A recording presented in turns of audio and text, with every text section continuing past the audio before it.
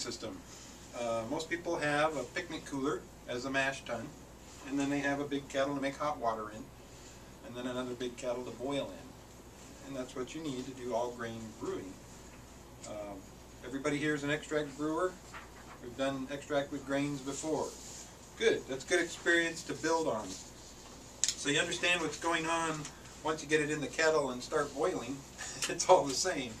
But all this work in the front end of the process is unique to the all grain brewing process. And you know, if you like brewing, there's a whole lot of things to play with. But there's a lot of convenience associated with the extract based recipes. You know, all grain brewing is not for everybody. But if you decide you like brewing and you want to explore all the other variables you can control and all the different base malts that are out there, that's what you need to do pretty much to get into that. The process is pretty simple. An overview of the whole process is you make hot water, and then you combine the hot water with the grain in the mash tun. And most home brewing systems combine the mash tun with the lauter tun, so it's called a mash lauter tun. Lautering is where you take the liquid out and collect it in your kettle, and you run more water through the grain to extract all the sugars. The mash typically lasts an hour. It's funny though that the starch conversion is usually done within about 15 to 30 minutes.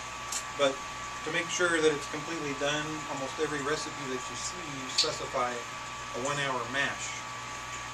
And during that mash, you're going to maintain the temperature where the enzymes are active to break down the starches into sugars.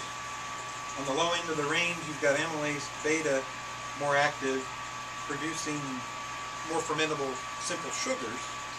On the high end of that range, you are creating dextrin. Amylase alpha is more active on the high end of the range, and it breaks different bonds of the starch molecule that result in dextrins, which are not fermentable, but lend body to the finished beer. So you can control the fermentability of your wort with the temperature of the mash. So if you're making a light beer and you want light body, you're going to mash on the low end of the range about 150 degrees. If you want a fuller body, you're going to take the temperature on up to 155, or between 155 and 160 typically. Or somewhere in between if you want a mixture of both. Your malt extracts are pretty much the equivalent of a 155 degree mash.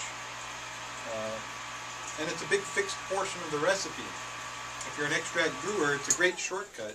It saves you the need for having all of these big vessels, and it saves you all the time. But it's a big, huge fixed portion of the recipe that you can't mess with. It's already done. And if you want to be able to have more control, you have to do a little more work, and you need a little more equipment. But it could be a lot more fun if you enjoy brewing.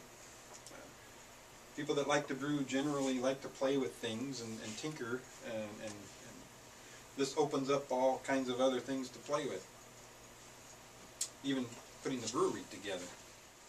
So we make hot water, we do the mash, and then we collect that sweet liquid at the end of the mash in the kettle, and we run a little more water through the grain in order to extract the sugars we're looking for, and that's called sparging. We collect our target pre-boil volume, which with some experience should be usually about 10% more than your target post-boil volume. If we're making a 5-gallon batch, we're going to want to collect at least 5.5 gallons to end up with 5. Usually we're going to collect about 6 because there's stuff left in the bottom that we don't get also. All the trube and debris, the hops and protein that end up in the sludge in the bottom that we leave behind. So normally we're going to collect about 6 gallons pre-boil to end up with 5.